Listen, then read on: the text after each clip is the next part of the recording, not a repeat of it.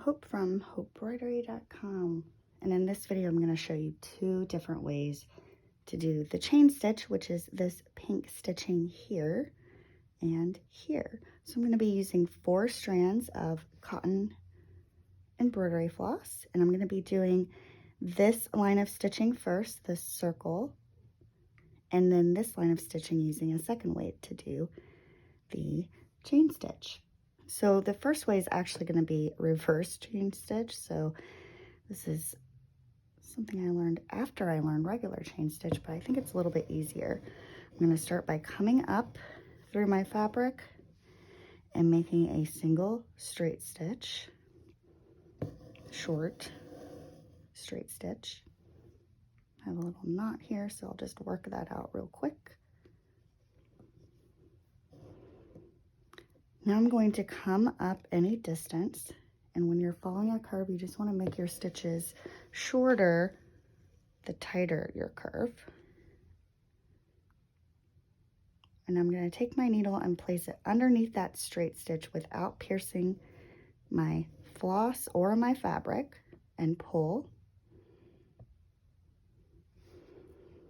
And then I'm going to take my needle and go straight through that hole that I just made, and that creates my first chain stitch.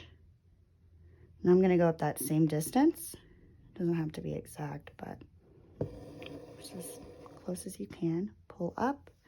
This time I'm going to take my needle and go underneath both of these strands, so underneath that loop. Again, not piercing my fabric or my floss.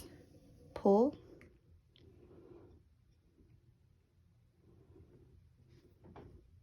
And then down through that same hole.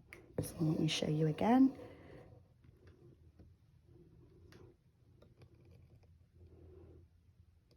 Up that same distance, pull underneath my floss. And you can see my finger is kind of pushing up on my hoop here.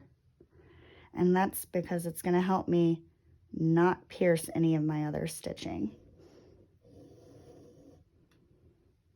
as I pull.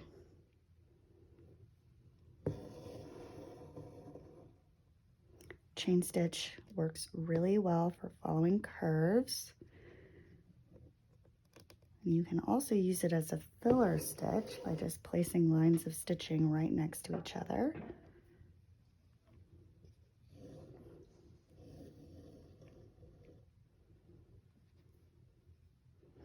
And you want to pull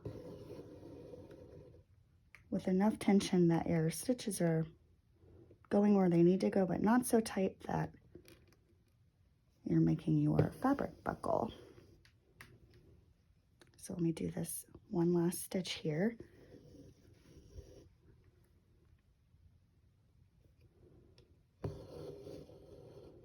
And now I'm going to go all the way around until I get here, and I will speed it up to get us to that part a little bit more quickly.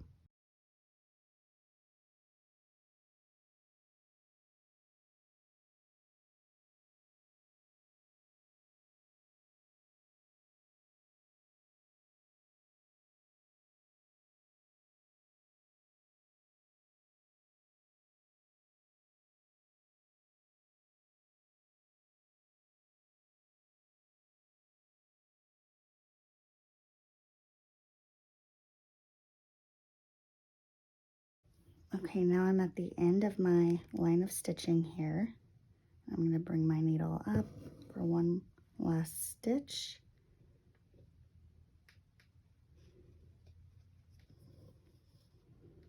And I'll just bring it down.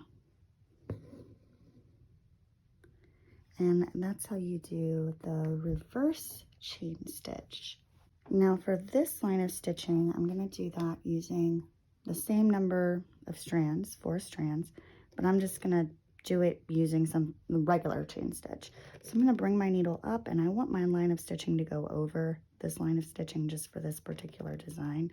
That doesn't really matter if you're just here to learn this stitch though. I'm going to bring my needle up, and instead of starting with a single straight stitch, I'm actually going to take my needle and go through that same hole I just created, and I'm going to leave a loop of floss for myself. Then I'm going to bring my needle up on my line of stitching through the loop like that, and then I will pull.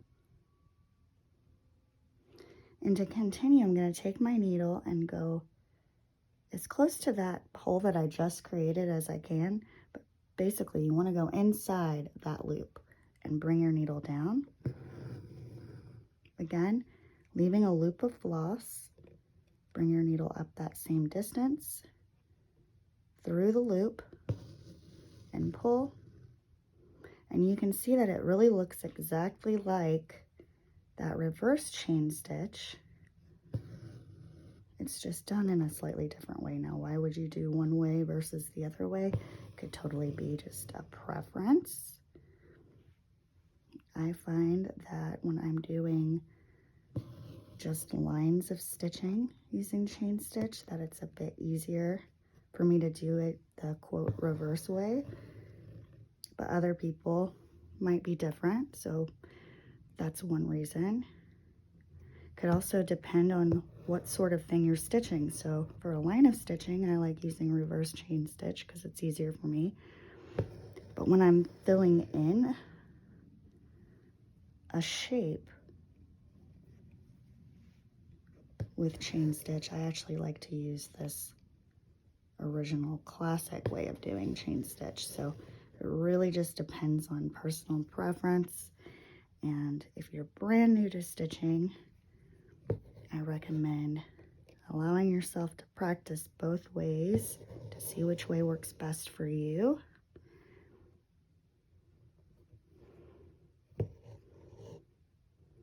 Now to end my line of chain stitch, I'm going to bring, well, I have one more I could do here. Now the main difference in terms of how these different types of stitches look is that when we started our reverse chain stitch, we started with a tiny little straight stitch here. And in contrast with regular chain stitch, I'm going to end with a straight stitch. So I'm going to take my needle just over that last loop and pull, creating a single straight stitch that will secure my stitching.